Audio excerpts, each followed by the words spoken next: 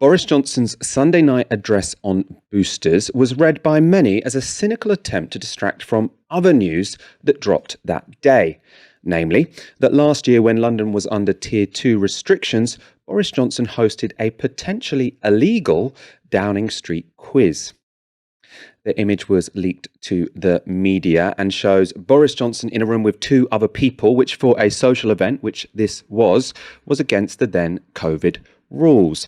The Mirror also reported that many staffers took part in the quiz in their offices, with up to 24 people to a room. That would also have been illegal because this was a social event. On the Andrew Marr show, Keir Starmer was asked whether Boris Johnson had broken any rules.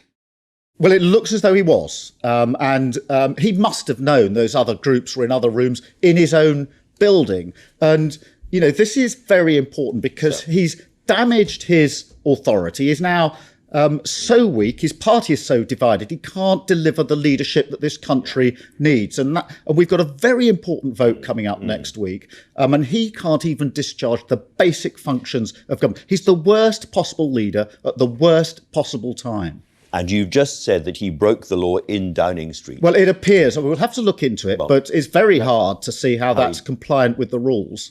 The question of the legality of any Christmas quiz couldn't be put to Boris Johnson on Sunday, as his pre-recorded address did not come along with press questions. But 24 hours later, on a visit to a vaccine centre, Sky's Beth Rigby was able to put the allegations to him.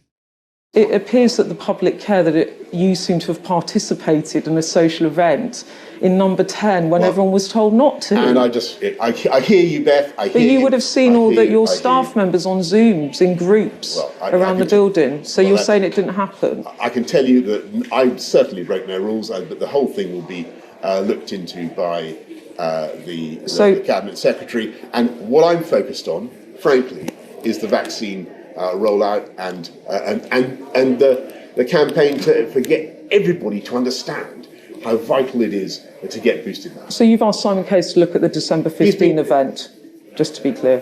He's looking at all these things. December the 15 event. If that's the yes. the thing with the Zoom call? Yes. Yeah.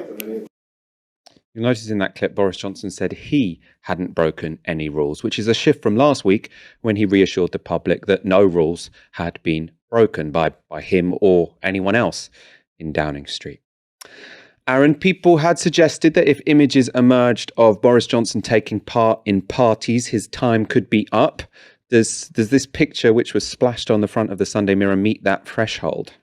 He was more likely to face criminal prosecution for that than, I don't know, what was there was this bizarre fantasy, cosplay, true crime podcast, people who've got a little bit too far into politics, who thought that he was going to be taken to prison because of the wallpaper thing. I never quite understood that. This seemed like a more plausible set of circumstances where something which was about legality, and you either break the law or don't break the law. It's not about interpretation. It's not ambiguous. This looked like it could be one such moment. It wasn't a hugely egregious breach of the law. You know, it's not like he's swinging a bottle of champagne and he's surrounded by 30 people, but he does seem to have broken the rules. I mean, I do find this quite strange.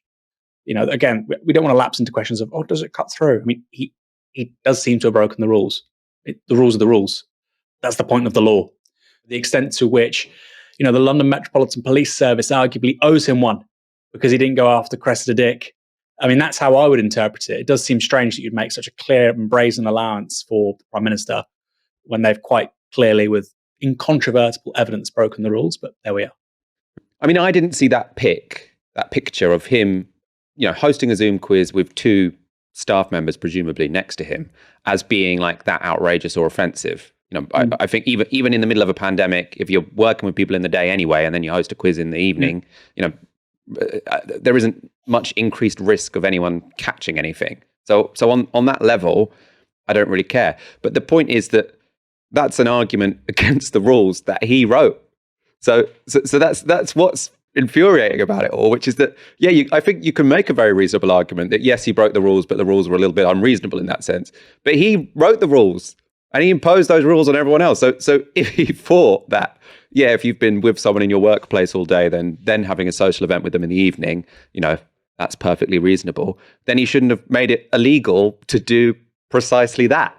And the mindset they had in number 10, where they thought, this is illegal and it's illegal because we made it illegal, but we're still going to do it anyway.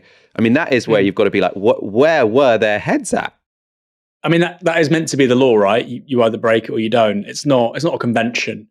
I mean, that's the thing, isn't it, about the sort of good chaps theory of government, where, it's good chaps who never write anything down. That's how a lot of the British quote unquote constitution works.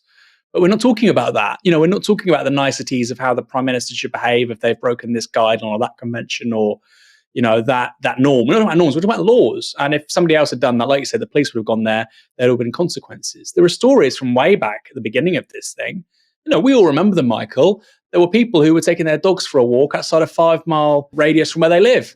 Or there were people, who were going to meet a relative in somewhere which wasn't, was inappropriate. Or their dog ran off, and so somebody gave them the dog, and they said, "Oh, you can't do that. That's interacting with a stranger."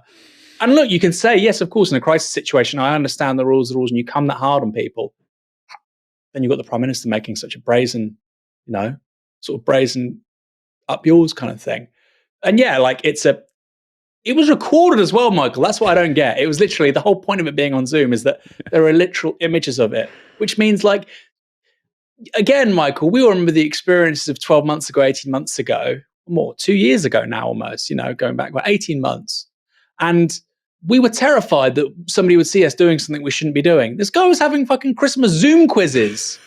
We were terrified. Oh my God, this person might see me. This man had the most to lose of anybody, and he cared the least, which says so much about Boris Johnson. And the fact that the police won't even punish that. I mean, what kind of example does that set to the rest of the country? Not a good one.